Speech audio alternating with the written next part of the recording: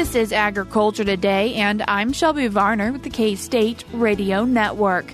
Starting today's show is Sarah Sexton-Bowser with the Center of Sorghum Improvement and Terry Felderhoff, K-State molecular sorghum breeder, as they talk about an award from USDA that will support building relationships to further sorghum. Continuing the show is K-State's College of Agriculture Dean Ernie Minton with a rundown from his recent Statewide. We are also joined by USDA's Bain and Jay Johnson as they talk about an app to track heat stress in pigs. Rounding out today's show is K-State horticulturist Ward Upham as he discusses which plants in the home landscape are most important to save, especially if water restrictions are in effect. That and more is coming up ahead on Agriculture Today.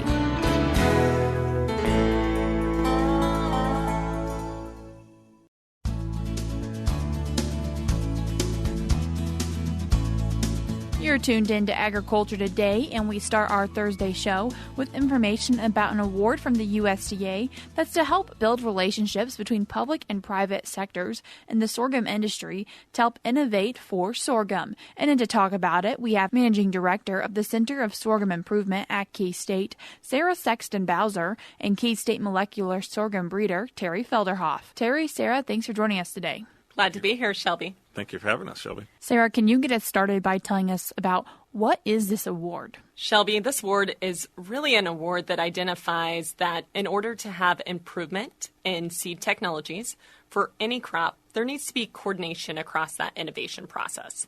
So we have individuals, when we think about new seed technology in a farmer's bag, we have individuals that first discovered perhaps a new gene or a new method. We have those that work as breeders and those that, as agronomists, really understand how those products fit the farmers' fields that they'll be growing in. And so USDA has pulled together what is called Coordination Innovation Network Awards. And those awards are given to leading capacities that work within a crop to coordinate innovation. K-State has vested capacities and infrastructure and sorghum crop research. The crop is key to the state.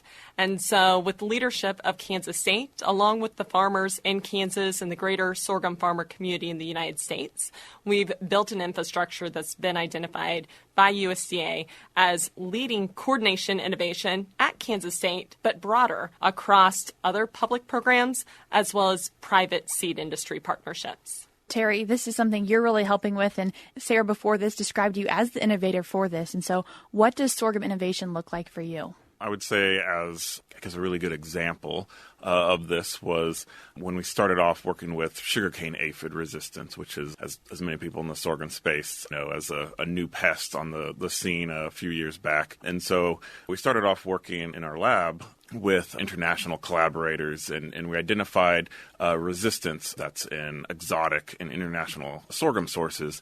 And so we were able to actually identify the underlying genetics of this stable resistance. So we were pretty excited about this, and we wanted to see if we could move forward with this technology with collaborations with actual breeding programs to make this available for producers. So the Center for Sorghum Improvement was a great help in establishing these connections, and we were able to test this trait technology across a total of many public and private breeding programs. And so we were able to identify that this trait does exist in breeding programs, and we're able to provide technology in order to actually select for this resistance trait to this insect. And so that helped to establish these relationships with these companies, which we have continued to try to grow on, and in my lab have continued to work with several of these breeding programs to move forward on other traits as well. And so with the help of this program, we're hoping to expand this to both breeders as well as innovators on the genetic side, trying to understand the basic concept of these traits. Terry just gave a great story of how that innovation and new seed technology works, but he made it sound like it just happens. And prior to Terry's leadership and his community building, here's how sorghum innovation typically occurs. You have great individuals that work upstream. They discover interesting genes.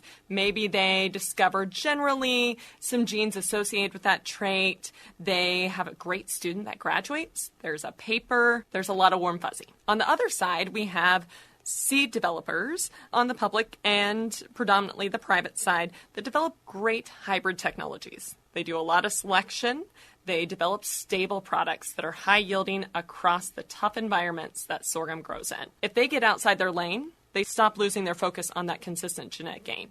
So you have these two great paths, and never the two shall interact, until Terry came to the table. And Terry does a great job at understanding the needs of both of those communities, the geneticists and the breeders, and not trying to copy them or duplicate them, but link them together. And that had not been occurring until this new trait technology. Sorghum is a native crop. There isn't biotechnology used. And so this is looking for genes of interest and a wide search space of genetic diversity. There's a lot of complexity to that.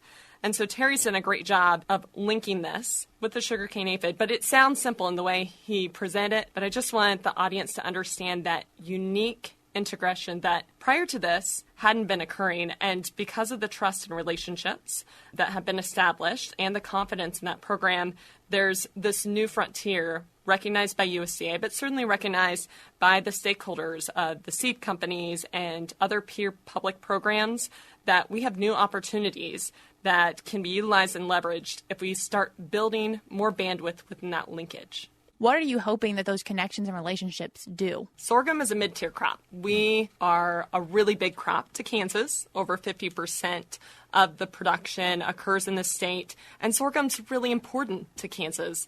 There are some tough seasons. Farmers well know this across the state, and sorghum is a crop that yields rain or shine, and so it's a stable, important technology. Nevertheless, it's less than 1/15 the size of other major crops. There is a void of investment capacity to introduce new seed technologies and new opportunities. So these relationships and these connections matter because if single entities try to rise to the threshold of the investment required to get new technologies to the farm gate, there just isn't enough value and capacity within the industry to do that. So we need this connection. So instead of duplicating, we're adding as an industry, and adding ultimately to get to the main goal of improved seed technologies at the farm gate. Very few personalities can be dynamic innovators and researchers, as well as humble linkers and build trust. Terry's been able to do that in a phenomenal way. And the quick synthesis of recognition of his intellect, but also recognition of the ability to trust him with the development of their discoveries, something near and dear. That's what makes me so excited. I work closely with growers and with stakeholders of the crop, and I'm really excited about this because I see this as the start of a foundation that's going to take us to new opportunities to advance the science and the research, but more fundamentally, new opportunities for a very critically important crop for the state of Kansas. Yeah, and I guess for me, so Sarah mentioned about how when we have these siloed research and commercial applications, that story about having research that's done, you identify underlying genetics, and then you have a nice paper and a student that publishes that has a very personal relationship, interest to me, because that's kind of my story kicking off when I was working on my graduate degree. I had that similar story. I was, in a project identifying genetics underlying traits of interest, and then I was able to publish a paper, and I had a colleague at the time say, well, this is great, but, your paper's kind of telling the story. Your paper's going to go on a shelf, and it's not going to have an impact on actual crop, sorghum improvement. And that kind of struck a chord with me, and that was something that kind of drove what my next years and kind of my mission of my career was, trying to see if I can bridge that gap and try to be able to actually bring these basic genetics and underlying research into actual crop improvement space in sorghum. Being able to work a lot with Center for Sorghum Improvement and Sarah, being able to also see and understand the value in that has been really great, and would not have been possible. The work I'm doing now would not have been possible without those establishments of those relationships. And so that's what I hope to see come out of that, is an increased throughput of this movement from this underlying research into actual crop improvement, being able to drive the sorghum improvement community. Hoping to help then our sorghum producers, not only in Kansas, but really anywhere and everywhere possible. And so what are the key messages from the work you're going to be doing that you'd really like people to remember? Improvement in sorghum is built on farmer leadership and land grant leadership. the investment that the state of Kansas has, as well as the United Sorghum Checkoff and Kansas Grain Sorghum Commission with the Center for Sorghum Improvement and with research programs like Terry and others, is really what has led us to have this foundation. It's not without the partnerships of Kansas farmers and sorghum farmers at large that we wouldn't be able to have this type of foundation to build off of. And then, build we do, right? And we're at this point where we've seen technologies. If you're a sorghum farmer out there and you have sugarcane aphid tolerance in your bag, it is most likely attributed to the work that we've done. And we have a pipeline that starts to fill up. Terry mentioned interest in increasing the throughput, and that's really what we're going to do. But we're doing it on the basis and strong foundation of leadership, stakeholder grassroots leadership.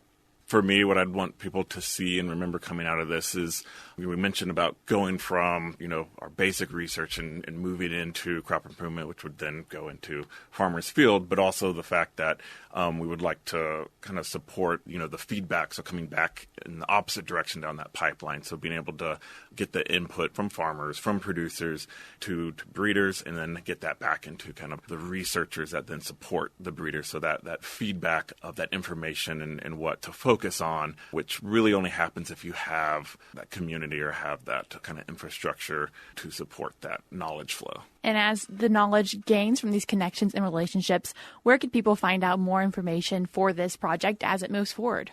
The Center for Sorghum Improvement has a website. Would invite individuals to visit that. Shelby, I know you can provide that link in the show notes. That was Managing Director of the Center of Sorghum Improvement at K-State, Sarah Sexton-Bowser, and K-State molecular sorghum breeder, Terry Felderhoff. I will link the sorghum's website in today's show notes, which you can find on agtoday.net. We're cutting to a short break now, but we'll be back with more ahead on Agriculture Today.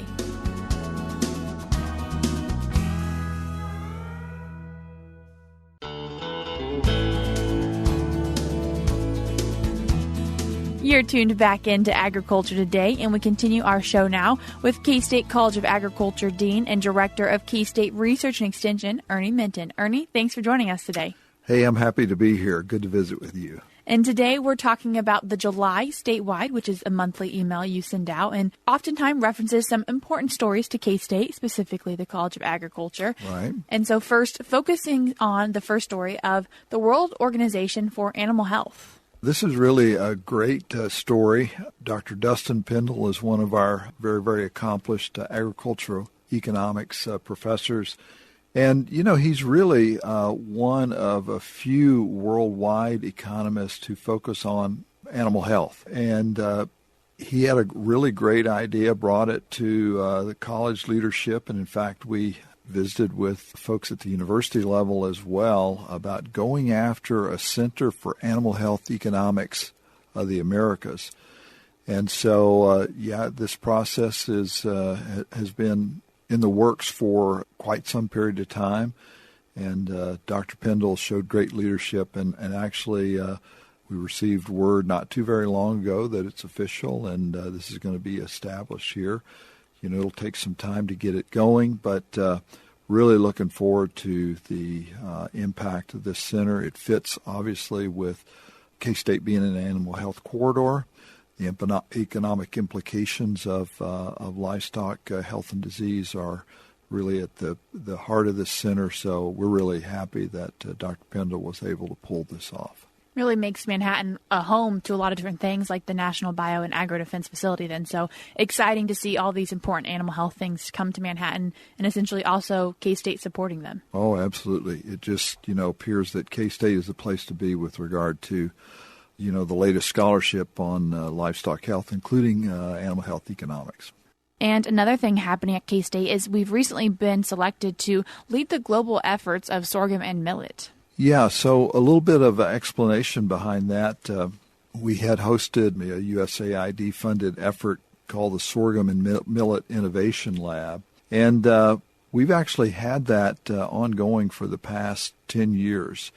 It was first awarded, and then there was an opportunity to recompete. And actually our scientists did so well with that effort that it was awarded without competition. So we got our 10 years in. And I've been asked when we announced this global collaboration on sorghum and millet, what happened with USAID Sorghum and Millet Innovation Lab, and I said nothing happened. It was a grant, and it came to a successful end. So this collaboration was one that we kicked off at the Global Sorghum Conference in Montpellier, France, just a little bit earlier this summer. And it was just to announce that we're going to continue our effort with this important crop, sorghum in particular. But as you look at what the future holds, it's been so terribly hot here in Kansas. Also, we have experienced just a devastating drought conditions. And so it's really important that we look at alternative grains, and we're very, very familiar with sorghum, but others such as millet are grains that may be important in terms of supporting both cropping and livestock efforts going forward. So, and we're going to be globally engaged in that effort as well, because these grains were initiated globally, and that network is really, really important to us continuing to be relevant in that area. And another story from your July statewide is the Kansas net farm income holding strong for 2022. That was a really good story, and I think what it points out is, first of all, the importance of the KFMA, the Kansas Farm Management Association, and the work that it does in support of agriculture in the state. 80 years of experience, 24 economists working with KFMA, and really providing a good service in support of agriculture statewide. So this is a great story to focus in on. And on the subject of finances, a finance ecosystem is key to lifetime financial success. So what's that story about? Well, I think that, this points up the fact that we've just got a real diversity of expertise throughout our extension system. And this one is a story that was brought forward by one of our specialists, Dr. Elizabeth Kish, just speaking about the various aspects of financial, she called it ecosystem within lifetime financial success, and trying to understand those things which contribute to household finances. And I think what the story really points out is often there are no right or wrong answers, but it's a matter of understanding various aspects of things and settling in on what one's level of risk and comfort are with financial risk. Really a great story. Finances are something that's important to most people. So is food. And so your next story talks about how K-State continues to support local food systems in Kansas. Yeah, this is a really nice story as well, and a really nice grant that was received by this team. This is another aspect of extension that probably less well known, but working with local communities to try to provide local food support. Really, really important, and we're very, very happy that this group was able to secure this award and deliver this programming, which will support the food system. And a program also important to K-State Research and Extension, Kansas 4-H, and they have recently named their state project award winners. Yeah, 4-H, another really, really important, this is a very obvious thing to say, but such an important youth development activity, and these youngsters that get involved with 4-H, really develop great leadership skills and develop also their heart for service. And this is so very important in terms of the function of 4-H in its role in youth development. And so congratulations to these youngsters that were named in the story and their success. And Ernie, how do you see these 6 stories coming together to really share teaching, research, and extension?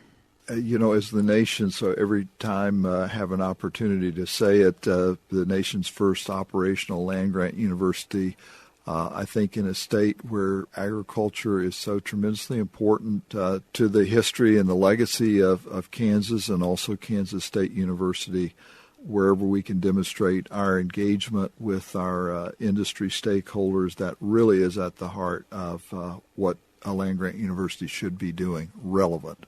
Ernie, are there any other things that are taking place on K-State's campus or are expected to soon be taking place? Well, because, it seems like I've been living it day in, day out. We're still continuing to develop our fundraising to support the building efforts that we have going, the Ag Innovation Initiative. So just in brief, the agronomy project north of the football stadium, the new animal science arena up by the Stanley Stout Center, and then on campus, the Global Center for Grain and Food Innovation, and then significant renovations to Call and Weber Hall. And so these are things that we've been talking about for well over a year and still trying to push that project forward. It's a big, big project, but it's so terribly important that we're successful, and that's, I think, that the thing is top of mind. The second thing, given that as we record this, we're at the last day of July, just around the corner, K-State will be hopping with the students coming back to campus. Of course, this is what we're all about, and we really look forward to starting the next chapter in K-State's history with a new incoming class of freshman students and then returning students as well. Exciting to see all those kids back on campus. Ernie, I appreciate you taking the time to join us today and give us an update on some important stories from K-State's College of Agriculture and K-State Research and Extension. You bet. Happy to be here with you. That was K-State College of Agriculture Dean and Director of K-State Research and Extension, Ernie Minton. There will be a link in today's show notes where you can sign up for his monthly statewide email. Before we cut to a break, we're now going to be joined by USDA's Ward Bain and Jay Johnson as they discuss a smartphone app that's designed to give hog producers better data and tools to address heat stress issues. How to define heat stress in hogs, particularly those breeds with more modern genetics. A lot of the current tools that we have available, they were really developed, sometimes not even in pigs, several decades ago. And we've made significant genetic progress in our herds. They're much more productive, which also means they're more heat stress sensitive. That led USDA researcher Jay Johnson and colleagues to develop a smartphone app called Hot Hog. This tool really allows a producer to find at their current location, based on either late mid gestation or non-pregnant, what the thermal status of their animals are, either at that moment in time, hourly throughout the day, or within a predictive for 5-day intervals. The app also provides temperature and precipitation forecasts and capability for hog producers with livestock on several farms across great distances to monitor for heat stress. The Hot Hog smartphone app is available on both Apple and Android app stores. I'm Rod Bain reporting for the U.S. Department of Agriculture in Washington, D.C. That was USDA's Ward Bain and Jay Johnson on a new app to address hog heat stress.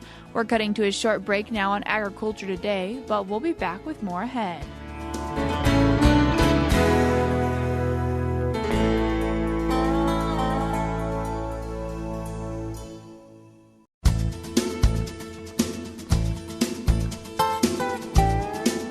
This is Agriculture Today. Along with Shelby Varner, I'm Jeff Wickman.